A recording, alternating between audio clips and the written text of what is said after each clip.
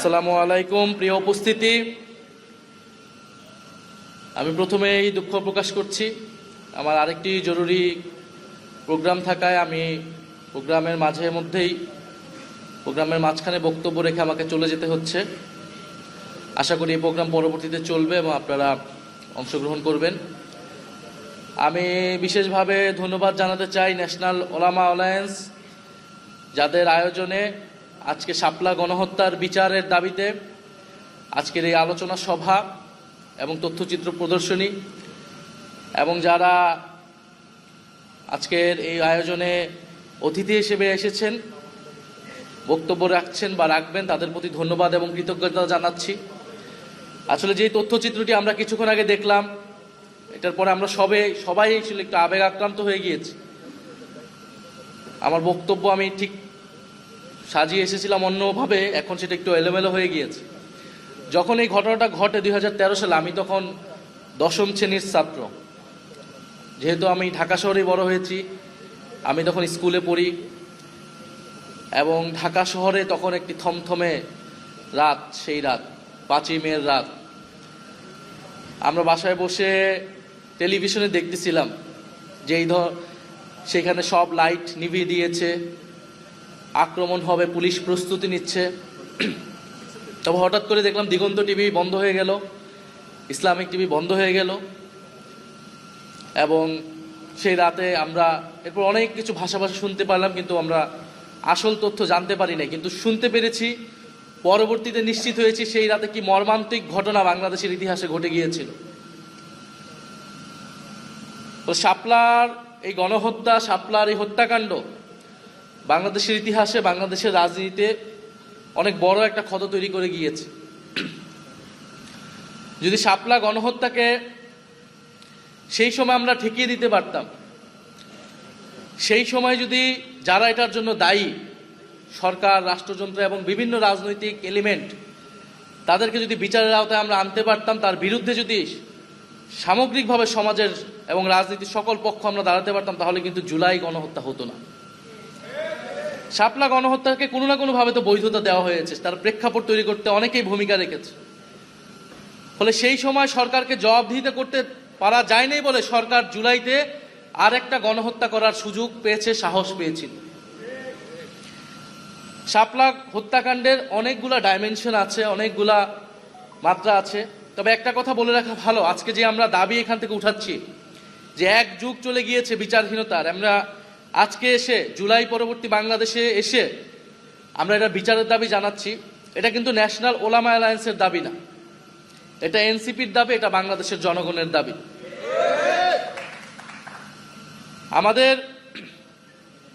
আমরা জানি 13 সালের প্রেক্ষাপটটা, যে 2013 সালে যুদ্ধাপরাধীর বিচারের দাবিতে একটা আন্দোলন শুরু হলো, এবং শেখ হাসিনা সরকারের রাষ্ট্রীয় পৃষ্ঠপোষকতা সে আন্দোলনকে উস্কানি দেওয়া হলো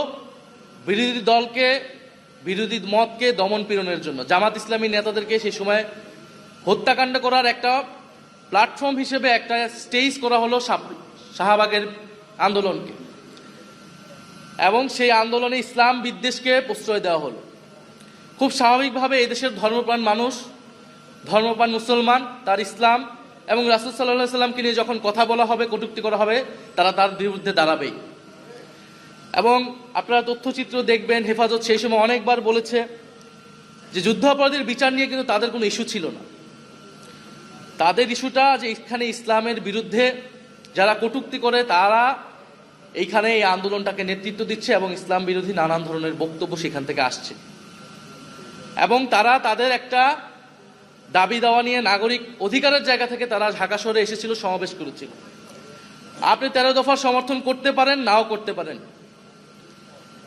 কিন্তু সমাজের কোনো অংশ যদি তার মত প্রকাশের অধিকার, তার একটা দাবি দেওয়া পেশ করতে চায়, রাষ্ট্রে তার অধিকার আছে। আপনি 13 দফার সমর্থন করেন কিংবা করেন না, কিন্তু আপনি কখনোই তাদের ওপর হত্যাকাণ্ডকে, তাদের উপর দমন পীড়নকে আপনি সমর্থন করতে পারেন না একটা রাষ্ট্রে। নিরস্ত্র নিরপরাধ ঘুমন্ত মানুষের উপরে, প্রতিবাদকারীদের উপরে দমন পীড়ন চালানো, গুলি চালানো আন্তর্জাতিক আইন, যে কোনো আইন অনুযায়ী এটা মানবতা বিরোধী। এবং আমরা দেখেছি সেই মানবতা বিরোধী অপরাধের পরে, হত্যাকাণ্ডের পরেও সংসদে দাঁড়িয়ে শেখ হাসিনা কিরকম নির্লজ্জ মিথ্যাচার করেছিল, এবং সেই সময় পত্রিকাগুলো কি ধরনের রিপোর্ট করেছিল আমরা কেউ কিন্তু ভুলে যাইনি। সেই ডকুমেন্টস এখনো আছে। হেফাজতের তাণ্ডব বলে প্রচার করা হয়েছিল। যারা ভিকটিম তাদেরকে অপরাধী হিসেবে প্রচার করা হয়েছিল, তাদেরকে সন্ত্রাসী হিসেবে প্রচার করা হয়েছিল। এবং এটাও আসলে 13 সালে হুট করে হয়েছে এরকম না। বাংলাদেশে ওয়ার অন টেরর প্রজেক্টের সময় থেকেই এই দেশের দাড়ি টুপি, মাদ্রাসা, আলেম ওলামাকেই এক ধরনের জঙ্গি হিসেবে চিত্রিত করার প্রবণতা আমাদের মিডিয়া সহ নানান জায়গায় আমরা দেখেছি। এবং দক্ষিণ এশিয়ায় এর সাথে আরো যুক্ত হয়েছে হিন্দুত্ববাদ। ফলে আমাদের স্বাভাবিকভাবে সাধারণ মুসলমান অনেকেই দাড়ি রাখেন, অনেকেই রাখেন না, আমাদের আলেম ওলামা, মাদ্রাসা ছাত্র, তাদেরকে আদারাইজ করে ফেলা, তাদেরকে সমাজ থেকে বিচ্ছিন্ন করে ফেলা, যেন বা তারা সমাজের ভিতরে অন্য একটা সেগমেন্টের লোক, কিন্তু তারা তো আমাদের সমাজেরই অংশ, আমাদের ভাই বন্ধু, আমাদের আত্মীয় স্বজনরাই তো মাদ্রাসায় পড়ে। আমরা কেউ স্কুল কলেজে পড়েছি, আমার ভাই বোনেরা কেউ মাদ্রাসায় পড়েছে। ফলে এই যে তাদেরকে আলাদা করে দেওয়ার একটা রাজনীতি, সমাজকে বিভাজিত করে দেওয়া হয়েছে এই রাজনীতির মাধ্যমে, এটার একটা রূপ আমরা দেখেছি 13 সালে শাপলা এবং শাহবাগের মধ্য দিয়ে। এবং এর ফায়দা নেওয়ার চেষ্টা করেছে সেই সময়ের ফ্যাসিস্ট সরকার, শেখ হাসিনার সরকার। আমি আরেকটা কথা বলতে চাই যে আমার ব্যক্তিগত মত হচ্ছে রাজনৈতিক লড়াই এর দায়িত্ব আসলে রাজনৈতিক দলগুলোর। সেই সময় শাপলা এক ভাই বলেছেন যে বিএনপি তাদের সাথে ছিলেন, হেফাজতের সাথে ছিলেন, অবশ্যই সাথে ছিলেন, সাথে ছিল বিএনপি, কিন্তু বিএনপির ভূমিকা আসলে কিরকম ছিল এটা আসলে এই সময়ে এসে এটা বিশ্লেষণের দাবি রাখে। দেশের জনগণের একটা বড় অংশ যখন বিপদগ্রস্ত, এরকম একটা রাজনৈতিক হত্যাকাণ্ড হচ্ছে, রাজনৈতিক দল হিসেবে, বিরোধী দল হিসেবে বিএনপির উচিত ছিল সেই আন্দোলনে নেতৃত্ব নেওয়া, আরো বোল্ড ভূমিকা রাখা। আমরা বিভিন্ন সময় দেখি মাদ্রাসার ছাত্রদের, আলেম ওলামাদেরকে রাজনৈতিকভাবে ব্যবহার করা হয়। এই যে মৃত্যুর মুখে, গুলির মুখে ঢাকা শহরে এনে মাদ্রাসার ছাত্রদেরকে ঠেলে দেওয়া হলো, এর দায় কি বাংলাদেশের সেই সময়ের সকল রাজনৈতিক দল নেবে না? অবশ্যই আমি মনে করি নেওয়া উচিত। অবশ্যই ফ্যাসিস্ট সরকার, তার যৌথ বাহিনী, তার পুলিশ বাহিনীর এটার দায়। কিন্তু আমাদের রাজনৈতিক দলগুলার যদি আরো রাজনৈতিক ভূমিকা থাকতো, সক্রিয় ভূমিকা থাকতো, তাহলে হয়তো এই ধরনের হত্যাকাণ্ড আমরা এড়াতে পারতাম। ফলে আমরা চাই না যে আমাদের আলেম ওলামা, আমাদের মাদ্রাসা ছাত্রদেরকে তাদেরকে গুটি হিসেবে ব্যবহার করা হোক, ক্ষমতার হাতিয়ার হিসেবে কেউ ব্যবহার করুক, এবং তাদেরকে সমাজে অপরায়ণ করে রাখা হোক, সমাজে আদার করে রাখা হোক। তারা এই সমাজেরই অংশ, তাদেরও নাগরিক অধিকার আছে, তাদেরও দাবি দেওয়া থাকলে তারা সেটা প্রকাশ করবে, সরকার সেটা বিবেচনা করবে, সরকার তাদের সাথে ডায়ালগ করবে যে সেই দাবি কতটুকু তারা মানবে, কতটুকু মানবে না। আমাদের মাদ্রাসার ছাত্র, আলেম ওলামা, তাদেরকে যে ভিন্নভাবে জঙ্গি হিসেবে চিত্রিত করা, এই প্রবণতা থেকে আমাদের সমাজ, আমাদের রাষ্ট্র, আমাদের শিক্ষিত সমাজ, রাজনৈতিক দল, আমাদের সবাইকেই বের হতে হবে।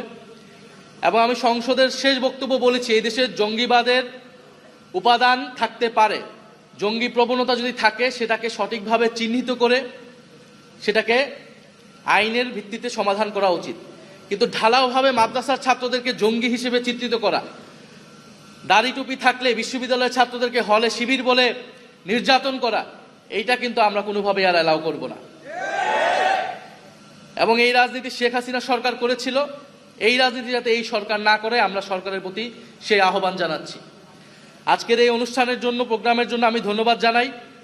এবং আমাদের আজকের এখান থেকে বক্তব্যটা খুবই সুস্পষ্ট যে এখানে একটা মানবতা বিরোধী অপরাধ হয়েছিল 2013 সালে, এবং আমরা এখনো দেখি বিভিন্নভাবে ইনিয়ে বলার চেষ্টা করা হয় বিভিন্ন জায়গা থেকে যে আসলে মানবতা বিরোধী হত্যাকাণ্ড হয়নি, তেমন কেউ আসলে মারা যায়নি। এবং সরকারের উচিত একটা সুস্পষ্ট একটা তদন্ত রিপোর্ট প্রকাশ করা যে আসলে কতজন হত্যাকাণ্ডের শিকার হয়েছিল, সেই পরিবারগুলোর এখন কি অবস্থা, তাদেরকে রাষ্ট্রীয় স্বীকৃতি দেওয়া, এবং ভবিষ্যতের জন্য আমাদের নতুন প্রজন্মকে সচেতন করতে হবে আমাদেরকে, যাতে এই ধরনের হত্যাকাণ্ড, এই ধরনের যে সমাজে বিভাজন হয়ে যাওয়া, সেটা যাতে আর না হয়। এবং আমাদের যে ধর্মপ্রাণ মুসলমান, আমাদের আলেম ওলামা, তাদেরকে স্বীকৃতি দিতে হবে। তাদের এই দেশের রাজনীতি, এই দেশের ইতিহাসে তাদের ব্যাপক ভূমিকা আছে। সেই ব্রিটিশ বিরোধী আন্দোলন থেকে আমাদের মহান মুক্তিযুদ্ধে এবং 2024-এর গণ অভ্যুত্থানে আলেম ওলামা এবং মাদ্রাসার ছাত্রদের ব্যাপক ভূমিকা রয়েছে। এদেশের যত গণ আন্দোলন হয়েছে, জাতীয় আন্দোলন হয়েছে, মুক্তির লড়াই হয়েছে, এদেশের আলেম ওলামা এবং মাদ্রাসা ছাত্রদের ভূমিকা রয়েছে। সেই ভূমিকাকে আমাদের জাতীয় ইতিহাসে যথাযথভাবে মূল্যায়ন করতে হবে, স্বীকৃতি দিতে হবে। আমরা জাতীয় নাগরিক পার্টি সেই স্বীকৃতি দেই, সেই লড়াইকে, সেই তাদের ইতিহাসকে আমরা ধারণ করি, আমরা আমাদের দেশের জাতীয় ইতিহাসেরই অংশ মনে করি। এবং আমরা মনে করি যে আমাদের জাতীয় পর্যায়েও আলেম ওলামাদের কথা বলা উচিত, ভূমিকা রাখা উচিত, তাদের মেইন স্ট্রিমে আসা উচিত, বিভিন্ন বিষয় নিয়ে কথা বলা উচিত, দেশ নিয়ে, রাষ্ট্র নিয়ে, সমাজ এবং নাগরিক অধিকার নিয়ে। এবং লেলিন ভাই বলেছেন যে বিচার বহির্ভূত হত্যাকাণ্ড, মানবতা বিরোধী হত্যাকাণ্ড, এটা সকল হত্যাকাণ্ডের বিরুদ্ধে আমাদেরকে এই অবস্থানটা জানাতে হবে, আমাদের কথা বলতে হবে। এবং আমরা অন্তর্বর্তী সরকারের সময় সেটা বলেছি, এবং এই সরকারের সময় আমরা বলছি যে সকল মানবতা বিরোধী বিচার বহির্ভূত হত্যাকাণ্ড যেটা হয়েছে, এবং বিগত সরকারের সময়ে, বিগত সরকার বলতে আওয়ামী ফ্যাসিস্ট সরকারের সময় যেই গণহত্যাগুলো হয়েছে, মানবতা বিরোধী হত্যাকাণ্ড হয়েছে, গুম হয়েছে, সব কিছুর বিচার করার দায়িত্ব বর্তমান সরকারের। আরেকটি বিষয় বন্ধুগণ, আমরা দেখছি যে আমাদের সীমান্তে আবারও হত্যাকাণ্ড হচ্ছে এবং সীমান্তে আবারও নতুন করে কাঁটাতার দেওয়া হচ্ছে। তো সীমান্তে কাঁটাতার দিয়ে এবং সীমান্তে আমার দেশের জনগণকে হত্যা করে কেউ যদি বন্ধুত্বের কথা বলে, তার সাথে বন্ধুত্ব সম্ভব না। কাঁটাতার দিয়ে কারোর সাথে বন্ধুত্ব করা যায় না। এবং আমরা বিশ্বাস করি এই কাঁটাতার সেই দেশের জনগণই একদিন উপড়ে ফেলে বাংলাদেশের জনগণের সাথে বন্ধুত্ব করবে। এবং বাংলাদেশের সীমান্তকে রক্ষা করার দায়িত্ব এই সরকারের এবং এই দেশের জনগণের। যদি সরকার ব্যর্থ হয়, জনগণ সেই দায়িত্ব কিন্তু নিজ হাতে তুলে নেবে। এবং বাংলাদেশের সীমান্ত রক্ষা করার দায়িত্ব আমাদের। বাংলাদেশের আমাদের নদীর যে পানির ন্যায্য হিস্সা, সেটা আদায় করার দায়িত্ব আমাদের। সরকারের প্রতি আমাদের আহ্বান থাকবে, সরকার এই বিষয়গুলোতে দৃষ্টিপাত করবে। আমরা অন্য কোনো রাষ্ট্রের, সেটা যে কোনো রাষ্ট্র হোক, তার কোনো করদার্য হিসেবে বাংলাদেশকে দেখতে চাই না। বাংলাদেশের স্বাধীনতা, সার্বভৌমত্ব এবং জাতীয় মর্যাদা অক্ষুণ্ণ রাখবে, আমরা এরকম একটি দেশ প্রতিষ্ঠা করতে চাই। সেটার জন্যই জুলাই গণ অভ্যুত্থানে আমরা সকলেই অংশগ্রহণ করেছিলাম। ফলে আমরা স্পষ্টভাবেই এটা বলতে চাই যে বাংলাদেশের আমরা সীমান্তের ওপারে দেখছি নানা অস্থিরতা, সেখানকার মুসলমানদেরকে নির্যাতন করা হচ্ছে, দমন পীড়ন করা হচ্ছে। এবং বাংলাদেশেও এটা প্রোপাগান্ডা করার চেষ্টা করা হবে যে এই দেশের মুসলমানরা এই দেশের হিন্দুদেরকে নির্যাতন করছে। এই মিথ্যা প্রচার করে তারা সেইখানের মুসলমানদেরকে হত্যাকাণ্ড করার জায়েজ করবে। কিন্তু আমরা দেখেছি জুলাই গণ অভ্যুত্থানের পরও এই মাদ্রাসার ছাত্ররাই কিন্তু মন্দির পাহারা দিয়েছিল। এবং এই দেশের হিন্দুদেরকে যদি কোনো ধরনের সাম্প্রদায়িকতা করার কেউ চেষ্টা করে, স্যাবোটেজ করার কেউ চেষ্টা করবে, আমরা আমাদের ভাইদেরকে রক্ষা করার জন্য প্রস্তুত আছি। ইনশাল্লাহ আছি কি না? এদেশের মুসলমান, হিন্দু, বৌদ্ধ, খ্রিস্টান সবাইকে সবার নাগরিক অধিকার সুরক্ষায় আমরা কাজ করব এবং এদেশের স্বাধীনতা, সার্বভৌমত্ব এবং ইসলাম রক্ষায় আমরা কাজ করব। ধন্যবাদ সবাইকে। এবং জাতীয় ওলামা অ্যালায়েন্সকে আবারও ধন্যবাদ জানাচ্ছি। জাতীয় ওলামা অ্যালায়েন্সের সম্মানিত আহ্বায়ক আশরাফ মাহাদি ভাই, সম্মানিত সদস্য সচিব সানাউল্লাহ ভাই, তাদেরকে ধন্যবাদ জানাচ্ছি। জাতীয় ওলামা অ্যালায়েন্স সারা দেশে কাজ করছে, তরুণ আলেমদেরকে সংগঠিত করছে, কাজ করছে। আমরা মনে করি জাতীয় নাগরিক পার্টি, এনসিপি, আলেম ওলামা এবং মাদ্রাসার ছাত্রদের যে অধিকার, সেই অধিকার নিয়ে আমরা কথা বলবো এবং শাপলা গণহত্যার বিচার আমরা দ্রুত সময়ের মধ্যে দেখতে পারবো বলে আমরা আশা রাখছি। ধন্যবাদ সবাইকে। আসসালামু আলাইকুম।